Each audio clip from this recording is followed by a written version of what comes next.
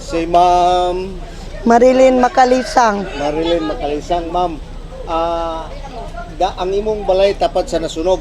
Oo, nara, sir ah. Dayon, Dayon, kumusta man unsa may imong gibati pagkakita nimo sa sunog?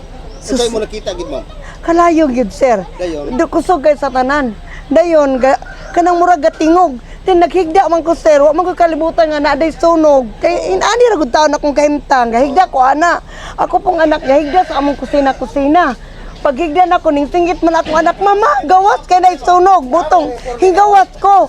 Pag gawas na ko di ana, gadahunog naman ang kalayo na init naman akong paminaw, di mura na magbuta bumtong gadaik ra gyud ko sir, gadaik.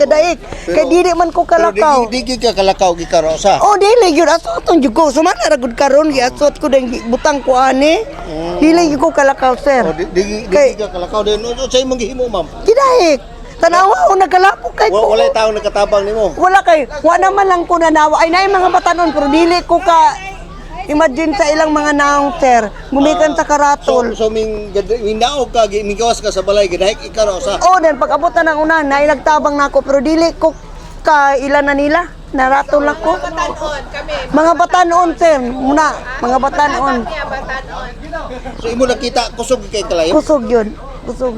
Dili na ko makuan sir, dili na ko maestro sir, dili lalim akong gibatik sir. Oy. Mura ko galota ako sir, di man di ko kadali-dali sir, pero pas-pas gyud ako gidi. Pag abot diri sir, diri ra ko nagpabutang sa mga batanon kay mudahik yun lang gyud ko mudahik kay. Ang taon pug sila naningkaw mo tug makakuha sa ilang mga butang. Pero pasalamat nga imong balay. Kung pasalamat gyud ko sa Ginoo sir nga wala. Ang ako yung giampo sa Ginoo sir kana ra gyud akong gigunitan nga pulong sa Ginoo sa Nahum 1:7. Ang Ginoo maayo dalang panan siya panahon sa kalsadan. Pura yun ako gigunitan po no sir. Dili sayon gid ang imong gibati, ma'am. Sa ukay tangan sir. Dili. Dili yun. Ma'am, salamat kayo, ma'am, ha.